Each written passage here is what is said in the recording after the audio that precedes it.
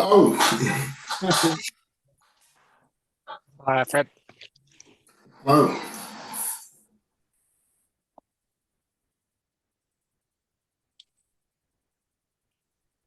We are now streaming live.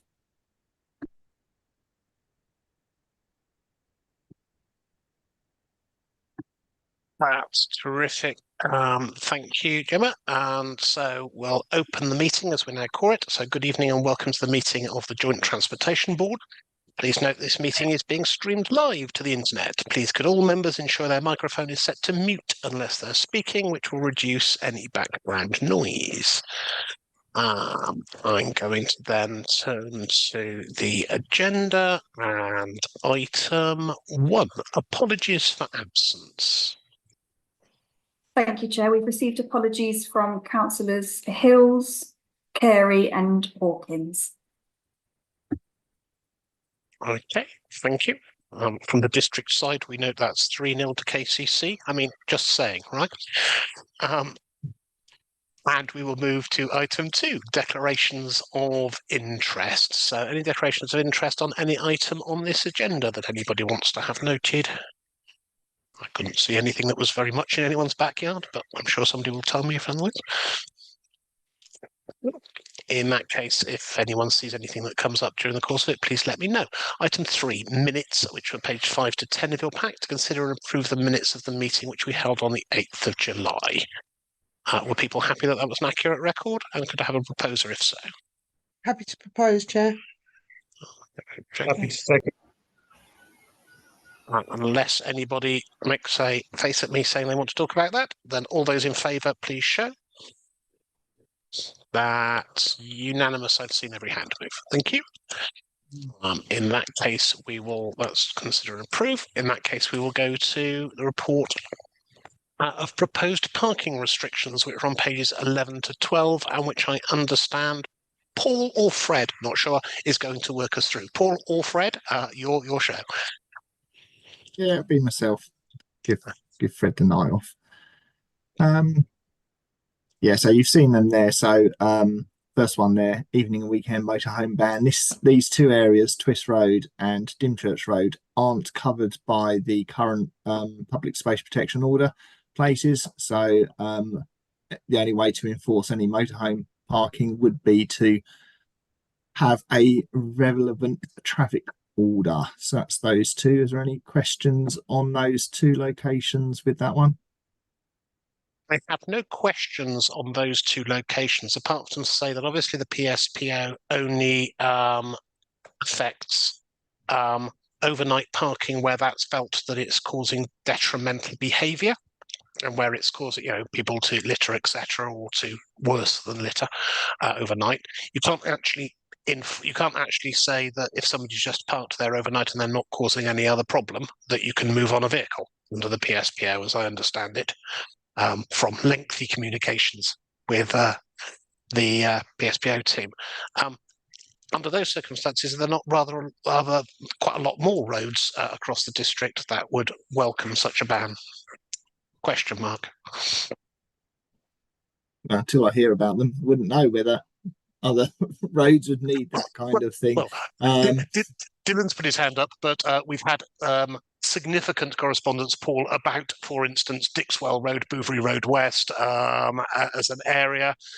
You could have a batch of stuff through the centre of Folkestone, also along Granville Parade and the Esplanade, all of which I've corresponded with you about. I'm sure others are about to weigh in with their road, but I mention it merely because this seems to be a sledgehammer that a lot of places would like. Dylan, you waved first. Yeah, no, I'd echo that, Chairman, in terms of those roads, plus the Lees. And what my fear is, is on the CPZs, you put one restriction in one area and it pushes it out to another. So that would be my concern. I'd rather have, as you indicated, some sort of a blanket ban, or in terms of our highly identified roads that have high usage for motorhomes.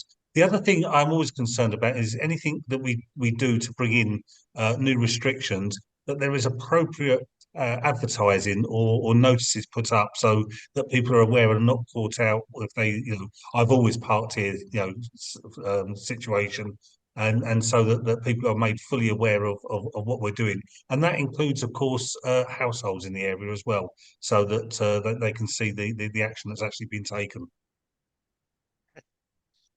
Jackie, did you indicate or me? Mine's for the next one, Tim. I mean, but I just think that the one thing that would help me on those two, if at all, Fred, would be just a conversation with the enforcement team around PSPOs. If you think that the PSPO is the right way of doing it, but they are telling me very specifically that they can't do it unless that parking is causing a problem, not that the parking itself is the problem, then it feels to me that the interface between what we're trying to use and the tool isn't exactly right. And it'd be worth us just clarifying whether the PSPO is saying what it should be saying, and whether that needs to be adjusted, whether that can be adjusted in order to do what you said. What would be your view on that?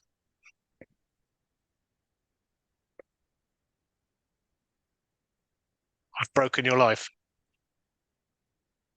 Paul, come back. Yeah, sorry. My system's gone a bit funny. I can't change any. Right, bear with me a second. Yeah, I think there's been discussions in the past about doing these bans. Unfortunately, Dylan hinted on sort of blanket bans. Obviously, we can't do blanket bans with traffic regulation orders. We have to do each road.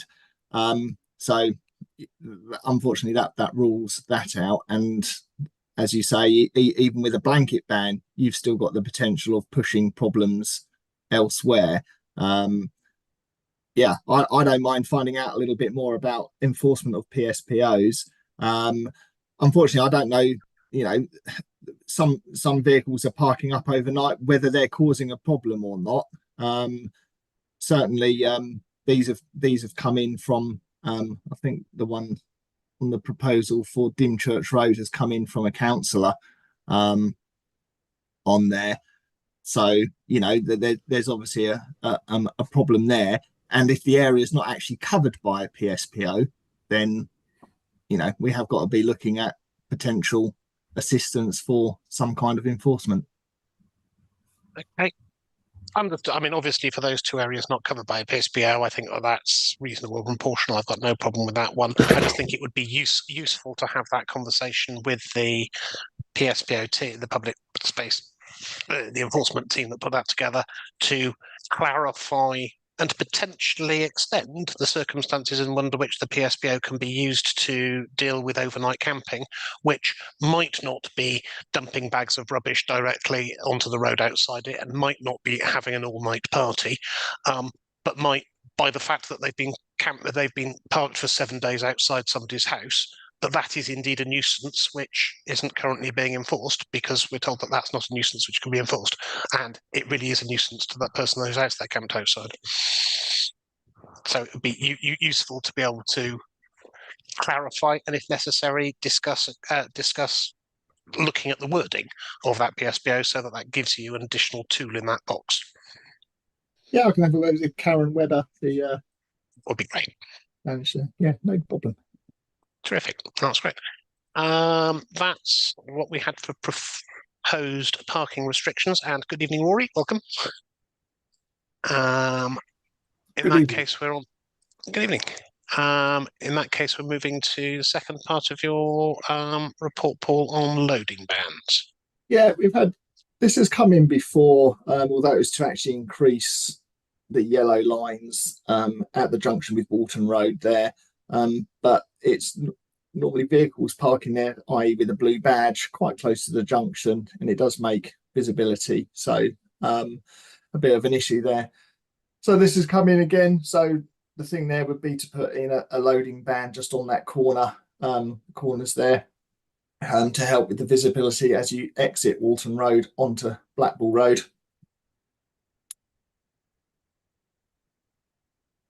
Questions or issues on that one? Dylan and Jackie. I didn't see which order that happened in. So I'm going to go with Jackie first, if she hasn't spoken yet.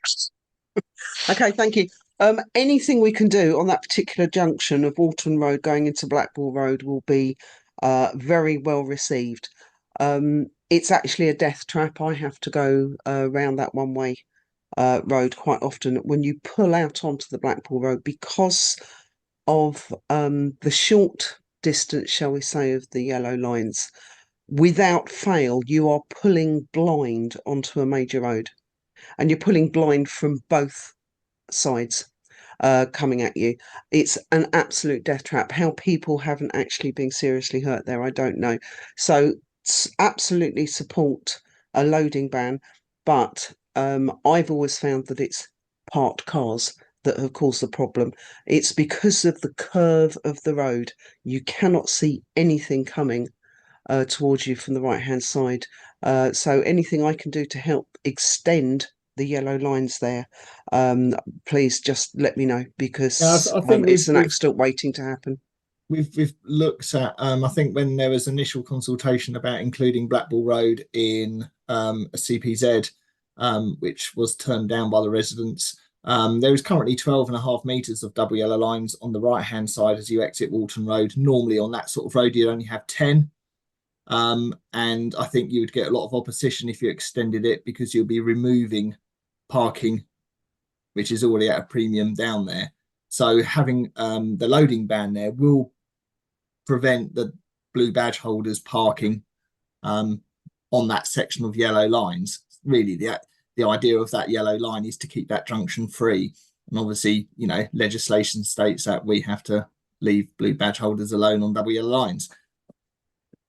So, Certainly understand, but if we can get maybe our parking wardens down a little more often to put tickets on the non-blue badges, I think that would probably help as well.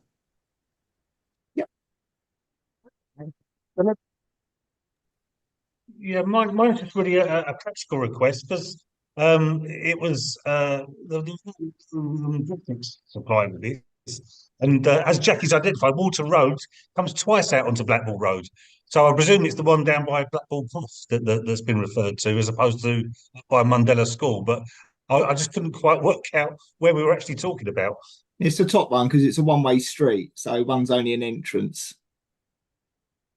So It's the one up by the school, Dylan. It's the Yeah. entrance by up by the Mundella. school. Yeah. Oh, that's fine. Yeah, no worries.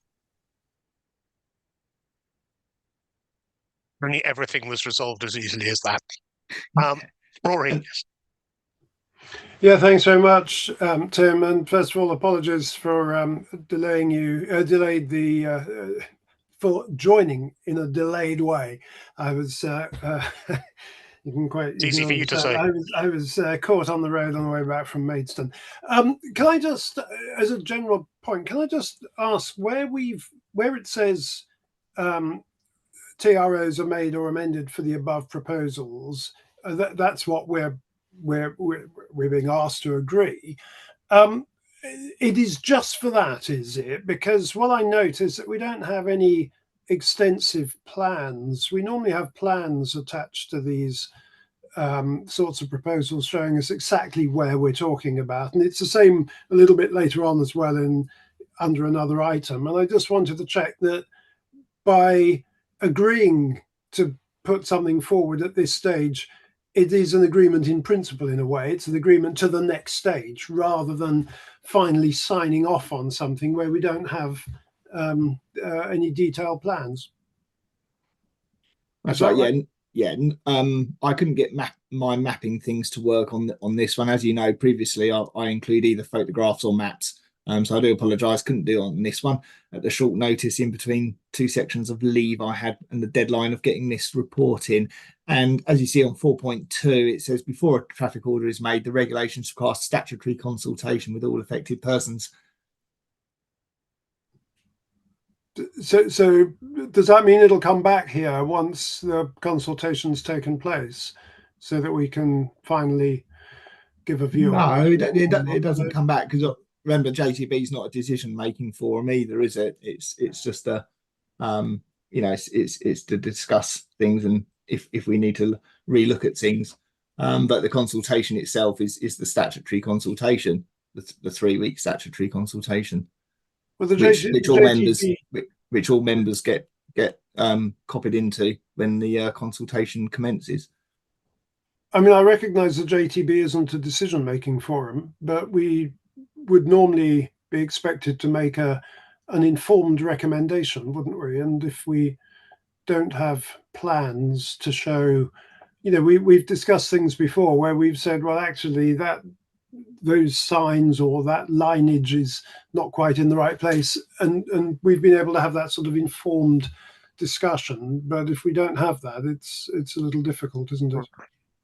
Yeah, maybe I've misunderstood, but I thought that's what the point of JTB was, so that we have the discussion like now we're talking about the PSPOs and things, so that if we can actually discuss, you know, if we're looking at introducing a restriction, it might be that I'll get some information from yourselves, actually say, well, in actual fact, we could do it here, and then I can amend that and go out to consultation. Unfortunately, we haven't got the resource to do the necessary plotting on park map, which is the consultation side of things, only to then be told, oh, actually, we're going to increase it by 2 meters. Then I'd have to go away again, delete all of that and start again. Chairman, it does just seem to me that if we're being asked for a view on something, it's quite helpful if we know where the area is. Now, some colleagues will know very precisely the bits that are within their patch. Others will have a bit of an idea, but if, you know, unless we're not supposed to comment on those, when we say something about helping, request to help with number of motorhomes, especially in and around the Canal Bridge area. Well, in and around the Canal Bridge area could be a pretty wide area or a pretty narrow area, and you know, if we're being asked to make a contribution, I think it's quite helpful if we have the information in the first place. Personally, I think where I'm going to take this is that Paul has said that the preparation time for this meeting was a little slim. We are significantly better served at this meeting than we were at the last, where we were without highways officers from KCC. So so I think we're a lot better served. I understand that Paul hasn't been able to get maps for this one. I think in the instances of what's on the table in this, we've got a reasonable understanding of what they are, but I'm sure that for proposals in future, where there is any doubt as to where the area is, if we could have maps so that we can give, as Rory says, a considered opinion from those of us who may not drive up and down that particular road every day, I think that would just be helpful. Is that reasonable, Paul? Yeah, as I say, it's just a one-off this time. As you know, previous ones I've always had maps or photographs there to help with visualizing either the problem or the solution. Absolutely, that's perfect. Okay, understood that this is a one-off, and we'll do it the other way in the future. That's grand. So returning to Blackpool Road, I think the views on that were in favour of what is proposed there at the moment. Anyone not? In that case, we'll move to the Undercliff Sandgate, where you're seeming to extend the WL line 6 metres at the bottom by the Scout Hut, which removes 3 parking spaces, which is a dagger in my heart, Paul.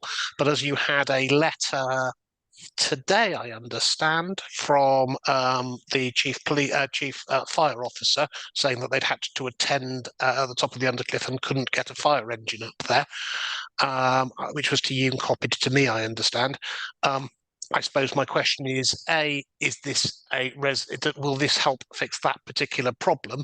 And B, is it enough to fix that problem? Because obviously fire engines being able to get up a road is helpful. Yeah, well, this six meters is about 1 parking space. So adding the double yellow lines to the existing. Your car's better than mine. Keep going. There's previously been requests though for parking protections around the top. That's around the bottom bend, around the top bend of that as well, and a short length in front of the street light, which is halfway up the Undercliff. I'm now showing the sort of anal knowledge of Sandgate roads that others can display in Blackpool Road. So the street light, which is stepped out halfway up the Undercliff, and therefore parking opposite that creates a restriction. We had a white dog bone that we have put there, which is helpful and it indicates to people that they shouldn't park there, and is unhelpful that when people do park there, we can't enforce it. Is it plausible to turn that dog bone into a small stretch of double yellow line and to do parking around the top bend where people don't normally park, but when they do, it actually does mean that a fire engine can't get up there. Yeah, that's already been proposed. Statutory consultation has taken place for that already, and I am looking at getting the traffic order signed and sealed by Kent County Council very shortly. It will make people much happier, and if the extension of that at the bottom as well helps with that, then all good. I've got no issues. Does anyone else have any further issues on the Undercliff? Grant. Then the recommendations are as of 4 that we are happy for you to go ahead with the restrictions proposed under both 2 and 3. Anyone against that as a proposal? Just to give Gemma something to write down, all those in favour, please show. Yeah. Dylan's not moving. That's everyone in favour. Thank you very much. Thank you, Chair. Just wondering what you were objecting. Grand. Okay, that moves us on to our next item, which is the Kent County Council's Highway Forward Plan. And I think James is going to lead us through that. Yeah, thank you, Chair. If I can ask if any of you have got any kind of questions or concerns, or just request any information regarding any of these sites. Obviously, there's a contact officer for each appendix as well, so if you can actually go to them directly for any kind of additional information that you request. But you know me, I will try and help out. Otherwise, if you're not really getting anywhere with these contacts, but if you want me, Chair, I can go through Appendix A. Has anybody got any questions, any concerns, information or requests for Appendix A from anybody? I can't see anyone moving or putting a hand up on A. I think Polly has. Polly, yours. Oh, I was a bit slow finding the right button there. Yeah. It's something that isn't there rather than something that is there. And I'm not quite sure where it's got to in the system, but at a council meeting we had at district level in January, I believe, I was asked a question about the pavement and Risborough Lane on the junction between Shorncliffe Road to Cheriton High Street. That pavement is really narrow and in really poor condition and very busy because there are lots of primary schools that people use that stretch to get to and from with pushchairs and families and so on. And I just wondered if that was in the pipeline anywhere, if anybody is looking at that, because it is quite a concern to families locally. Okay, thank you for that. Could you just give me that location again, yeah, please? So it's okay. Risborough Lane, and it's the stretch between Shorncliffe Road and I can't remember. I think it's Cheriton High Street there rather than Cheriton Road, but it actually is that junction where the White Lion is. It's that stretch of Risborough Lane that goes under the railway bridge. I know where you are there. Yeah, thank you for that. I don't recall anything coming through my team directly, but I can take that forward for you. Put the feelers out there. Thank you. That's okay. Just to see if it's on anybody's radar for future works. Perfect. Thank you. Lovely. Thank you. Right. If I go through anything on Appendix B, drainage. Any questions? No. Nice and quiet. Thank you. Appendix C, street lighting. Any questions there? No. Appendix D, CRM measures. Anything from anybody? No. Alan and Rory. As Alan hasn't spoken, go first and then Rory second. Yeah, thank you, Tim. James, this is more of a question, really. So we're hoping to start a conversation between KCC and Folkestone Hive around a number of concerns, including safety concerns on Coast Drive Greatstone Lydd-on-Sea, and I just wondered whether we should or could capture that in this report somewhere. Yeah, of course you can. Did you see the email that come through from Kieran Double today regarding Coast Drive? Yeah, so that was relating. I think you were trying to set up a meeting for a few of us over the summer holidays, and my email this morning was really just to see if we can move that forward, because there's a lot of residents who are quite concerned about a number of things. So it'd be quite good for us to get together. But I thought it'd be great if we can include that in this report so we keep track of it. Within report, okay. Report. That's a good one. I can take that forward, have a chat with Kieran from our Crash Remedial team, and just see where and if we can actually put that into this report as well. Are you feeling quite strongly with regards to still meeting up on site in the near future? Yeah, definitely. As I say, there's a multitude of issues. Some of them are speed related. I think there are calls for traffic calming. There are big concerns around staggered double yellow lines and the fact that that's causing accidents as vehicles are sort of swerving in and out of parked cars and often not realizing that cars are actually parked, etc., etc. But I mean, the feeling is sufficient just on the double yellow lines alone, that there has been a petition signed by residents in Coast Drive in Lydd-on-Sea with over 100 names on it. So it's definitely something which is getting a lot of attention, and we've not been able to respond to that directly yet. So it'd be good if we could. Yeah, lovely. Thank you for that. Appreciated. Lovely. Thank you, Chair. Hey, Alan, are you happy with that? In that case, we'll go to that's good, thanks. We'll go to Rory then. Yeah, thanks. Top of page 20 in your Omni, it talks about 1 and 2 attached. Is that back to the same issue with the mapping?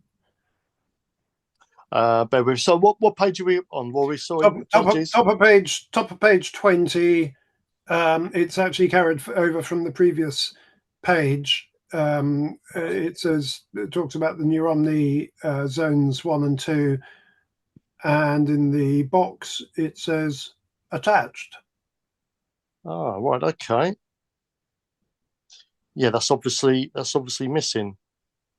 Okay, I'll have to take that forward, Chair, and get some information sent over. No, well spotted, Rory. Thanks. Okay. Yeah, thank you. Thank you. Polly, then Jackie. Thank you, Chair. Just an update on the active travel scheme in Cheriton. Obviously, we've had lots of works over the summer. There's a fair amount of I don't quite know what word to use. Dissatisfaction sounds ungrateful, but a fair amount of eyebrows being raised, I'll say delicately, about what happens at 3:15 on a weekday afternoon now that the schools are back. And I can see it's all still work in progress. So it was just really to get an update on where we are with that. That's the first phase of it, and also with the second phase down right into Cheriton itself, when the works down there are going to be kicking off, please. Okay, thank you.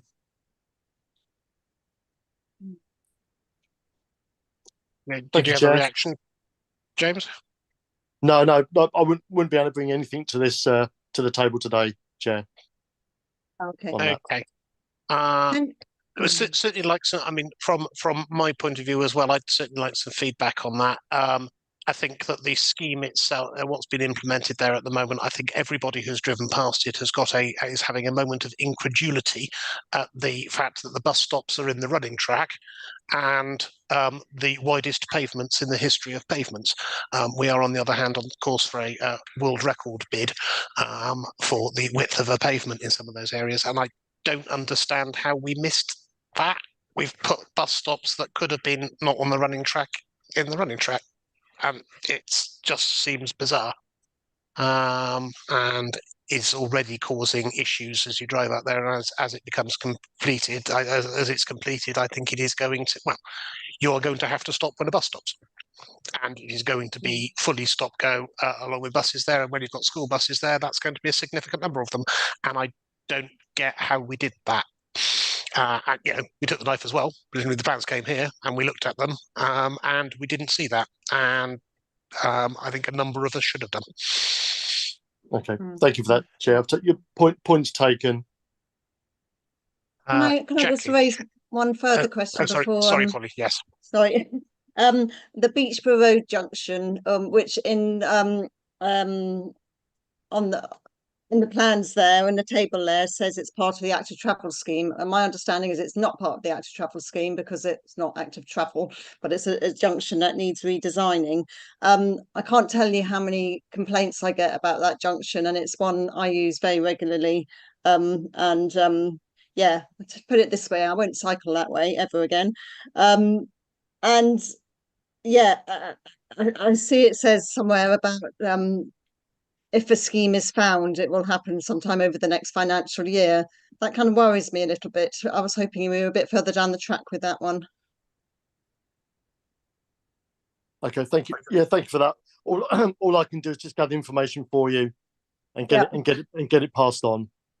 I can This is a respond point on of that. information, Dylan. Okay, if you're going to take a point of information on that one. So I've just had an email come in from Road Safety Engineering Project Manager for that junction. They say the junctions has been flagged for several years as an injury crash cluster site, and is currently a design is being developed to reduce further injuries. Active Travel were hoping that this would form part of the central government funding scheme, as we discussed. However, this, as the scheme has evolved, that's not been able to happen. A scheme is currently being developed for a signal controlled junction funded from the County Council's Casualty Reduction Programme. So the design is still in progress, and it's expected we'll have a proposal soon. No quantifying the time for soon. So the issue is still being looked at. And including how we improve the pedestrian crossing points and reducing injuries. So there is funding that has been identified to do something there, and hopefully that will be coming to the table very soon. Okay. Thanks for that, Dylan. That's really good to hear. Okay, that's helpful. Thank you for that one. If that's the end of that, Polly, it's Jackie, then Rory. I'm afraid I'm also coming in about the active travel scheme. I did actually raise quite a few various concerns during the consultation, all of which seem to have been completely ignored. We know that there are huge problems around the William Harvey School with the buses, where the teachers have actually had to hold the pupils back until buses have turned up because it's become so congested there.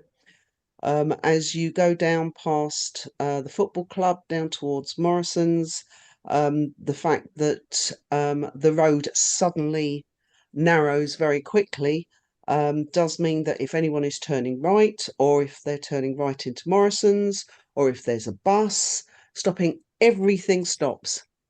Everything stops. And with the design that they're doing up at the Cherry Orchard Junction as well, I'm just wondering whether this is actually being looked at a whole, because we're looking at complete tailbacks at the moment. And I must say, I was speaking to my other half, who is a cyclist who cycled on there, and he's finding that the red surface that they've put down is actually quite slippery for a bike. Now, I'm sure it's being tried and tested, but he's actually raising concerns as a cyclist that he's not finding it actually the safest of surfaces to actually cycle on. So I think we've got some problems that we need to raise and have looked at, to be honest with you. Add that to your list, please, James, of things to come back on this scheme. And I think Rory's about to add to it.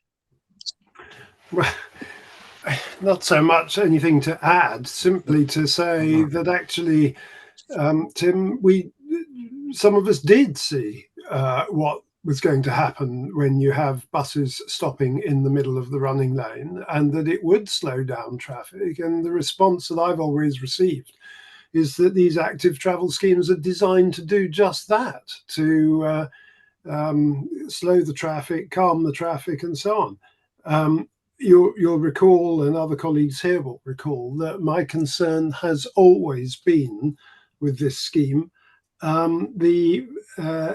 anything that's going to impact on the viability of Cheriton High Street as a shopping area. And if people find it difficult to go through there, they won't stop and go into the shops.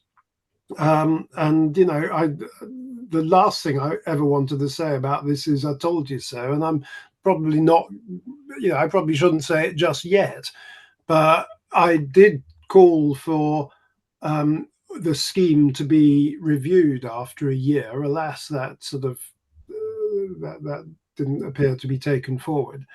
Thankfully, we've got rid of one part of the scheme, which would have had a massive impact on the traders. But I remain concerned, and we've got to look at this really carefully, because anything that makes the thriving high street in Cheriton less approachable for people who don't actually make a trip to go there.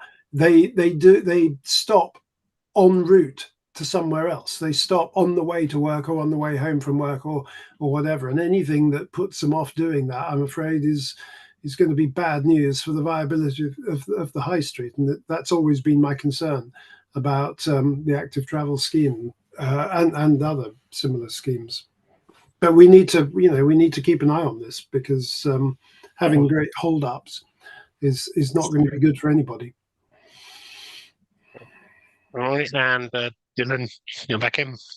Yeah, I mean, just to say, I mean, I've gone through, but I mean, I've probably got about 300 emails concerning this scheme in various formats. I think I did respond to something that came in from Polly, or one of our residents, my residents, but back in August, around the way in which the bus stop has been designed, and it's enforced by Active Travel England. It's called a floating bus stop, which means that there wasn't much choice in terms of how it could operate, and it is a countrywide accepted solution that you'd have just after Toucan crossings, apparently. So all I'm saying is that we have been hamstrung slightly, and that's throughout the whole process by Active Travel England as to what we could and couldn't do. However, I do agree with Rory. It does need to be reviewed, and I think it's best that is done once everything is in place. And obviously, there's still works going on up until the end of October. So I'd say let's hold fire and then look at actually what the outcome is once everything has been revealed, as it were. But I do agree with many of the points that have been raised. Okay, I'm sure you heard those all, James, and as our next meeting will be after we've had the whole glory of the scheme revealed, then we get to revel in that at our next meeting. Lovely. Thank you, Chair. Thank you.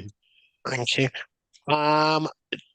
Just in this section D, you'll be grateful to know, not on that particular scheme, but on a massive shoehorn under the externally funded schemes, I was delighted to receive from Neil Baker on the 23rd of August a letter regarding a 20-mile-an-hour zone, the 20-mile-an-hour zone we discussed at our last meeting for Sandgate High Street, and he has agreed that for a limited for almost all that we discussed of the scheme, about a limited length of the A259 Sandgate High Street, subject to detailed plans and subject to consultation and subject to police agreement, etc., and subject to it being funded externally, i.e. by Sandgate Parish Council or by whoever else I can wring £15,000 out of, that the scheme can go ahead.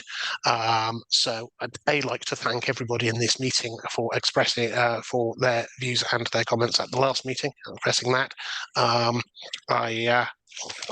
We're delighted in Sandgate, and will be aiming to move that forward. So that will be an externally funded scheme on your next list. So that's my shoehorn into that. Polly, you've raised a hand. Yes, I had something I just wanted to shoehorn in as well. Just wondered if there are any plans for any kind of traffic calming controls around the Ashley Avenue Tile Kiln Lane area of Cheriton. Goes round the Turner School, and I hear an awful lot from concerned parents and residents around there of it being a bit of a death trap in terms of cars speeding and children leaving school, and very little in the way of traffic calming measures there at the moment. I was just wondering if that was on an agenda anywhere. Can I jump in, Chair? Yes, please, James. Yeah, thank you for that, Polly. What I do, Polly, if I respond to, no, can you email myself, Polly, regarding that, and then I will forward it onto an East Kent Highway Improvements team on your behalf. Perfect. And Yeah, get them involved in that. They Okay. would be the best place to take such a scheme forward and consider it, Polly. So I'll send that to you first of all, shall I then? Yeah, James? please. Yeah. That'd be great. Okay. Great. Thank you. Thank you. Awesome. Anyone else on that section, or can we let James go to the next section? E.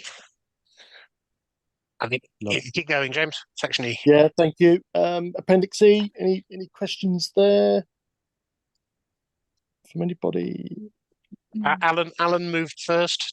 Rory moved second, and he beat me because I'm willing to bet that I know which one Rory's going for. Alan. Yeah, thank you, Tim.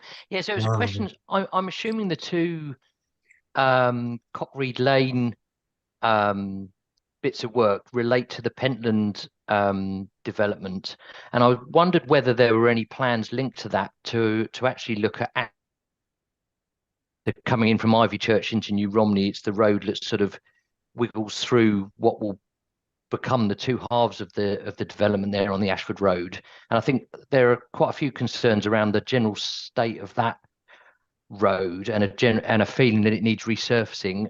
There were also some issues with cars and I think sort of site traffic parking along that road that made it really quite difficult to sort of navigate. But I think in the last week or so, certainly over the school holidays, there's been some double yellow lines put in, albeit double yellow lines over the top of a road that I think we all locally assumed would be resurfaced at some point. But I can't see any reference to that on here, so interested to get your thoughts. If I could just jump in, Chair. Alan, as stated before, I think the best route or the best way forward on this would be the officer contact there. Dean Haynes is a senior development officer within KCC. If you can go towards Dean directly, Alan, and he'll be able to give you the answers on there. All right, perfect. Yeah. Thank you. Okay. Thank you. Okay. Rory, which of the two Cheriton High Street applicant lines on that did you want to go for first? Well, I was going to try and shoehorn both of them in as we're in sort of shoehorning mode. And a little bit earlier today, I was at another meeting when I pointed out to a highways officer that it has now been 2,922 days since the Department for Transport told us they were going to do something at pace. I'm thinking of adopting a similar methodology with the crossing, the pedestrian crossing around the traffic lights at reference 3053. And reporting back to each meeting how many days it's been since this has been ongoing and in the maintenance period and so on. I just wonder, is there any update on whether we're going to get pedestrian controls on this incredibly dangerous crossing? And secondly, is there any update on the previous item 3052? About the bus stop? This has been going on for so long that I'd forgotten it was still there, because at one stage I think the bus stop actually turned up and then it was taken away again because it was the wrong size, I was told. And I'm just wondering whether there's any progress on either of those. Thank you. Just jump in before you go, James. I'm going to absolutely support the point on either of those. I did see an email from, I understand, representing the developer on the Cheriton High Street Road, effectively saying, well, we didn't need to put in pedestrian crossings because our development did not create more traffic walking towards Tesco's from the other side of the road where our development isn't. Therefore, it wasn't for us to fund. To which the answer is, well, to a point, sir, but you did introduce a right turn, which made crossing the road there deadly, where it wasn't deadly before, because you were only looking up and down a road, whereas now you're trying to look every which way but loose to avoid being killed by a traffic light that you can't even see has gone. You don't even get a sporting chance of being able to see that the traffic coming towards you has been released. You just know when it starts moving at you. So despite the fact that I understand the logic whereby which they say, well, we didn't need to fund the pedestrian crossing there because it's not our pedestrians. The answer is that they made the pedestrians that were crossing there considerably higher risk of being injured by dint of the changes that they had made. Therefore, they should have controlled crossings there because they've made the situation worse. And that would be my pushback against that developer letter, and indeed the response. It appears to be the view which highways are taking, which is, well, we can't do anything about that now, and we really need to. We really need to, because somebody is going to get really badly hurt there, and nobody is going to have the defence that you weren't told. So, thank you, Chair. Can I jump in? Mm-hmm. Yeah, thank you, Rory. Same as I said previously, if you can go to the relevant officer, Dean Haynes, regarding 3052, 3053, and copy in his senior, Jamie Hare, Hare as well, for the information you require with regards to the bus stop there. I believe the base for the bus stop and the base didn't kind of marry up, did they? So ended up taking it away, which is slightly embarrassing. And you're right, it's been going on for such a long time now, maybe a couple of years or so. But and with regards to the remedials required for the new traffic light system, and that, take on board what you've said there. Some good points. But Dean Haynes and Jamie Hare would be your best bet, Rory and Chair. I'm happy, Rory, to write to them, but copy in the rest, either myself and I'll copy the rest of JTB or the rest of JTB, because I know that many of us hold this concern. We're all on the same side on this, and anything that we can add to it, I'm sure we would. I'm very happy to write once again on this matter. Thank you, and copy everyone, as you say. Almost as many emails as there are days elapsed since this started. Okay, we will take that one. Did anyone want to discuss any other item on Appendix E? I'll move on, including the interesting Aerodrome Road. I don't know where that is, but I think it's close to Aerodrome Road in Hawkinge. Okay, I think we're out of E. Lovely. Shall I move on, Chair? Mm-hmm. Yeah. Appendix F, Bridgeworks there. Any questions? From me. Can't see anyone else moving. So I can... Appendix G. Yeah, Jackie, then Rory, just for form. Thank you, Chair. Yes, the Blackball Road near Mead Road, refurbish existing signal controlled crossing and convert to near-sided pedestrian facilities. What does that actually mean? Oh, you're about to get a good lesson in this one. I read up on this the other day. Go, James. Enjoy explaining this. No, I think you're doing a better job than me, Chair. I'll let you go on with this one. Essentially, you're no longer allowed to have the green man the other side of the road. The green man has to be on the stick on your side of the road, and the traffic lights hold the traffic until the person has finished crossing the road by magic. And that has been you can't have the green man on the stick the other side of the road due to national regulations since about 2018, something along those lines for new traffic signals. James, how far away from real am I, and what year was it? I'm not going to guess at the year, and that's how I understand it, Chair. I think you've explained it pretty well. Thank you. So they are going to put in new traffic lights where the green man is on their side, but theoretically the traffic is held and the lights do not go to red until go to green until the person has safely crossed the road. I think theoretically is the key word there. I think that could be very interesting, Chair, because that's where a lot of people going to Mundalla Primary School cross. So the traffic could be held for quite some time if the lights don't change with people crossing. The other example of that, which we've got, is literally the next line on there, which is Bouverie Road West near Middleburg Square. And Rory, you had your hand up next. Yeah, thank you. And it's on exactly the same issue. And you know, one of the problems when you have some whizzy new technology designed by somebody on work experience who doesn't actually have the experience of crossing roads and understanding how other people cross roads, is that you end up with something which is, you know, theoretically all very good until the technology doesn't actually work, or it goes wrong, or there's some rain that gets in the way of the detector that tries to spot whether somebody is still crossing the road.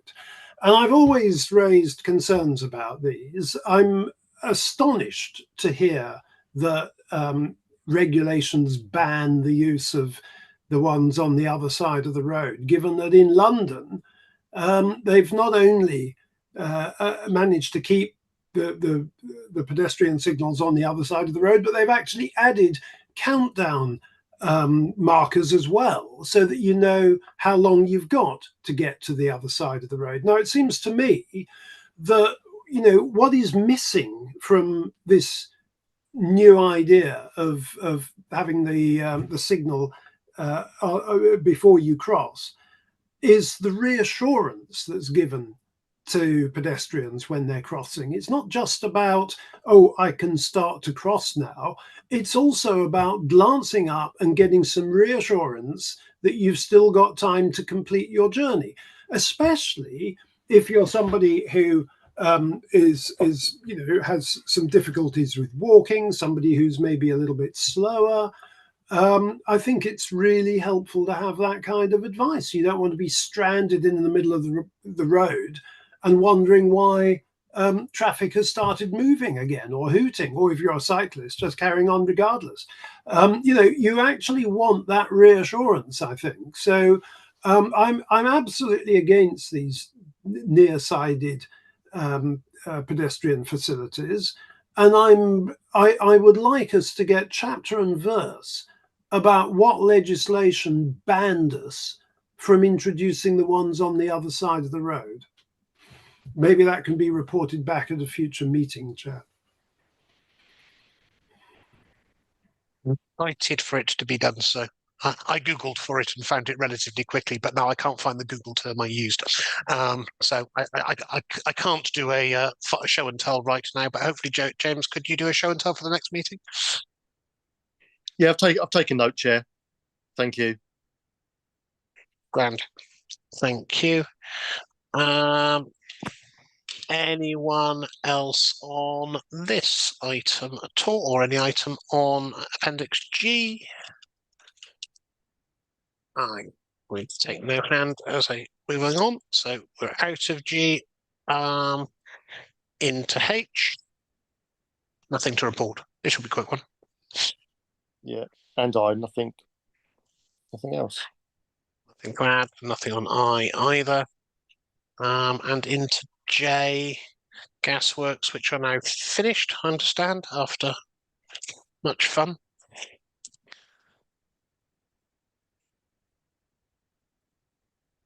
Okay. That comes to a close, I think, Chair, on that. Okay. In that case, we're going to item Item 6 on our agenda, which is the Local Transport Plan 5 public consultation. Are you guiding us through this one as well, James? Chairman, can I just make a declaration of interest, which I should have done at the start of the meeting. I'm the portfolio holder for KCC for public consultations, and as this is now an item about public consultation, I just thought that it would be best to declare an interest. Your interest is noted with glee. James, over to you. Yeah, thank you, Chair. With regards to the local transport plan 3, there are any I can't really give much more with regards to or any further information with the pack that's been handed out on information. So if you do require to discuss it further, there are officers' names that have been given as part of the pack, Chair. Joseph Ratcliffe, Mark Welch, and a Katie Pettit as well.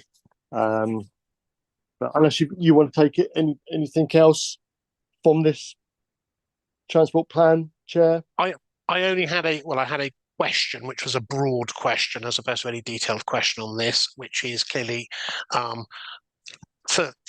following the general election, we've had a change of government. There have been a number of changes of policy. One certainly coming out at the moment is around bus and bus franchising, and that may well alter a number of issues around the dynamic of public transport. There may be other things coming forward in the next couple of months. How does or should a local transport plan reflect the fact that legislation might move at some speed at this moment and impact what we're about to agree, potentially rendering some of it old almost before we've passed it? Or has that been factored in? It's no longer a risk. It has enough flexibility to deal with it. I don't know. I'm sure people are on top of, well, things are changing, and that some things are changing at pace. But I think the work around bus and bus franchising and the additional powers and opportunities it might give to KCC might be something which is worth reflecting within the local transport plan, or is it not? Yeah, they do. Couple of things there. They do offer an email address with regards to Kent's new draft local transport plan at www.kent.gov.uk/TP5. Or you have, like I said beforehand, you've got the contact details there for officers, Chair. Okay. I can go to that web page and read up on it, and then send an email to an officer saying that should we be taking new legislation that is forthcoming into account. I just wondered whether raising it at a meeting was a reasoned way of doing it, but apparently less reasoned than I thought. I will send an email. I would welcome other people sending a similar email.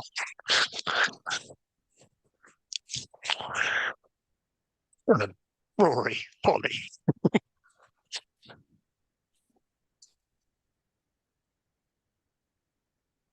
Dylan, Rory, Polly.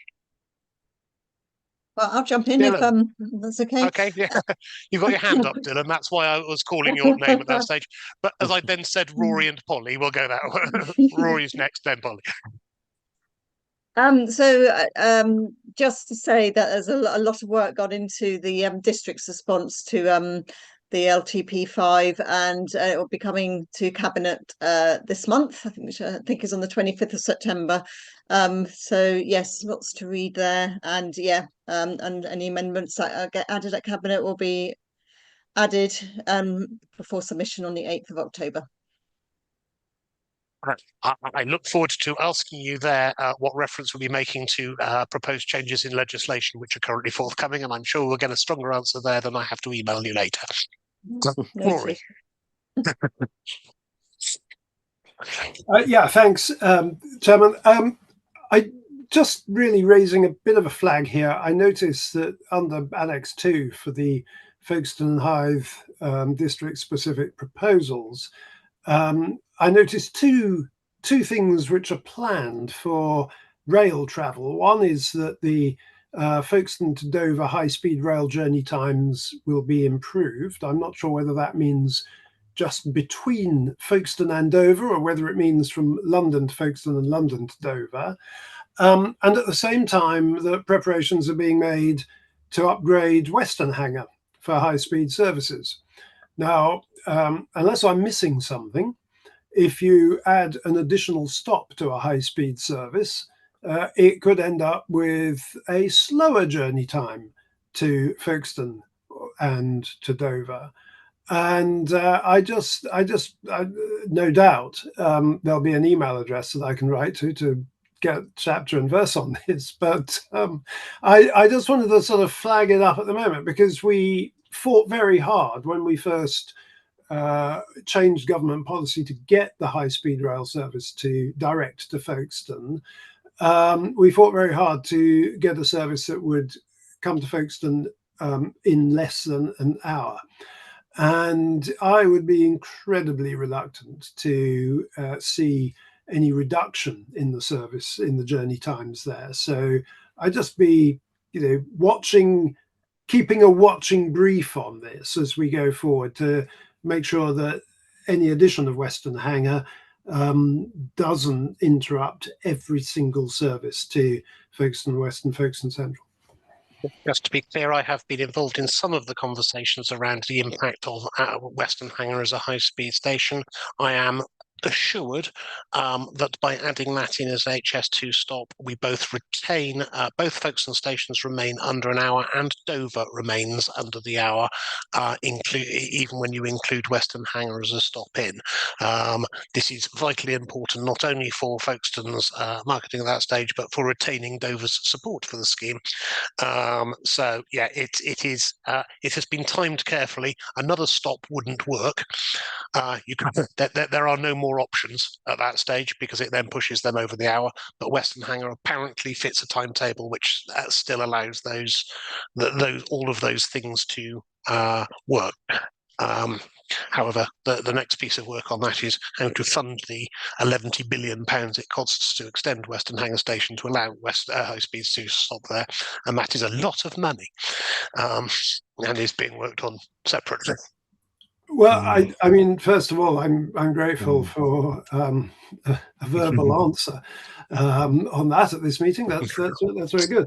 I'm reading into that it's, we're talking about something like 59 minutes in the future. Well, that's pushing it. But anyway, thank you for that. I shall continue to watch this carefully. Dylan and Jackie. Yeah, it relates to your earlier question, Chairman, in terms of the flexibility given changing government, and I think that's always been built into the previous LTPs. Certainly, if you read, for example, we've had the announcement this morning about buses. It does actually state within the LTP5 consultation document that about BSIP or its successor. So it sort of gives the broad direction and drive as to what we should be aspiring to, and I think we'll accommodate whatever we get from government accordingly. So I think there is enough flexibility in there, but I think it's almost, for me, it is an aspirational document, and ultimately, if you look at the previous LTPs, there has been delivery of a number of those things that were outlined previously, and I think that's what we need to move towards achieving to make our transport system better locally. I would just make one plea, although obviously this is Folkestone and Hythe JTB, it is sometimes useful to look at the document as a whole, where there is an interrelationship, particularly say with Dover, issues where there's the crossover from Hough and Capel into Folkestone and Hythe, and likewise elsewhere to Ashford. It's useful to look at the wider context holistically, as opposed to just focusing purely on Folkestone and Hythe, because this is a county-wide document. Okay, Jackie. Thank you, Chair. Rory, I just wanted to give you a bit of confidence regarding Western Hanger Station. Having worked on the railways as a project manager for 25 years, including the implementation of timetables, the trick to this is the timetable and how those high speeds mesh in with the other services around, to increase, or rather to bring down the time between Dover and Folkestone. As you know, they've got huge infrastructure problems along the Warren side. So once, I'm guessing, they've worked out what they can do, because the land is actually moving, that will automatically speed up, because it will allow the 12 cars to actually pick up speed again, which they're not allowed to do presently. But when it goes through to Western Hangar, it is the standing time and how quickly it intermeshes with the other services that will make the difference to make sure that we're well under an hour when we go into London. So just to try and give you a bit of confidence on that, it can be done. I'm very grateful, and I love the bit that says well under an hour. I will hold on to that. Thank you. It's well under an hour, Rory. You and I can do presentations to council meetings in that time. And Frank.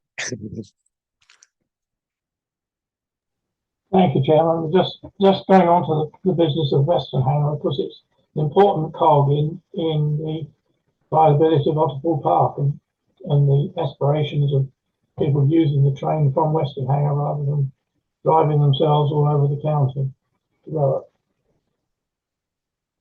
Yeah, absolutely. It's certainly a key item on the Otterpool Park development list, a key part of the infrastructure, amongst many others. Okay. Anything else on that item? No. In that case, anything else on any other item, or have we reached an actual pause? Jackie, you have your hand back up, or is that's a residual hand, or is it? No, not a residual hand. I'm guessing we're going into AOB, and Chair, I'd just like to ask whether we could bring back the senior management of Stagecoach, because it's been a very, very long time. I think it's over a year now that we've actually had an update regarding the bus services. And Polly, I'm sure you'll agree with me, there are some very, very strong issues still affecting our residents, and I think it would be very useful if we could get some form of update regarding some of the technology, the staffing, and also how they're planning their own timetables to alleviate some of the problems that the residents are experiencing at the moment. So it's a request. Although there's A absolutely request no, which I will second. I definitely second that. Yeah. clearly there's absolutely no AO and AOB on any agenda, but I will take that as correspondence to the chairman. I'm sure Gemma just noted it, and yes, please, it would be great to have a presentation stroke discussion with Stagecoach at our next meeting if we could try and encourage them to attend. Gemma, we'll speak after the meeting. Any other correspondence to the chairman, not AOB, before we close the meeting? I thought Dylan was reaching for his mouse, but okay, he was reaching for his mouse. Well, it's just a quick one, Chairman. Whether perhaps it would be useful to have an update across the district on HIPS, where some parishes have been quite active and others have been very inactive. And I think it would be useful to perhaps get some feedback as to why some areas are struggling and others are sort of proceeding at a pace. And perhaps to consider even where HIPs have been developed, that we have a wider discussion maybe at JTB around the experience moving forwards. At the very least, understanding which town and parishes have HIPs in place and which don't would be something which I don't know the answer to this question, or even a report on that. So it would help us clarify within our own patches those areas that are using that as a process, or have at least started to engage with that as a process, and those who haven't. So absolutely, Gemma, if you can make a note of that, and we'll bug an officer to bring us at least that report for the next meeting. Frank? Now you're on mute, Frank, therefore this isn't working. Come on, that's better. Going on to the HIPS business, I was at a meeting somewhere recently, and I can't remember what one it was, where KCC claimed that only 10 parishes within the whole of the county hadn't got HIPS. Well, the last area committee of of cow for Folkestone and Hythe, it would appear they're all in Folkestone and Hythe. Sorry, I don't know if I'm the only one having difficulties hearing, Frank. Your microphone's a little in and out on the phone, Frank. Could you say that again for us, please? A meeting recently I attended where KCC claimed that only 10 parishes in the whole of Kent have not got a HIPS in place. And it would appear from our local meeting recently that they must all be in the Folkestone area, because very few in the Folkestone area have actually got one. Okay, I think what I just had is that the report that it's reported that very few in the Folkestone Hythe district currently have HIPS, but hopefully a report would clarify, actually put some numbers around that. In fact, frankly, hopefully it's not so much a issue that we have a full list of those with and those without. Would actually just be the simplest way forward, as opposed to just a number. And then we can, look at using our own resources to help him drive that process.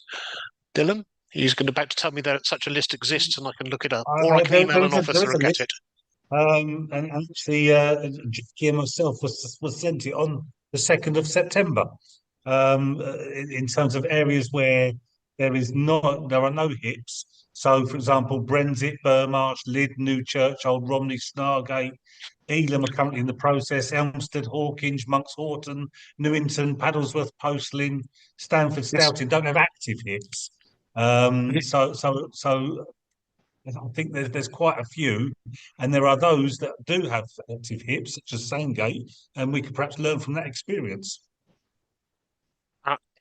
I think it would be really helpful if you could email that report round to us, because I don't know about anyone else, but I haven't seen that list. So maybe you got that email and I didn't.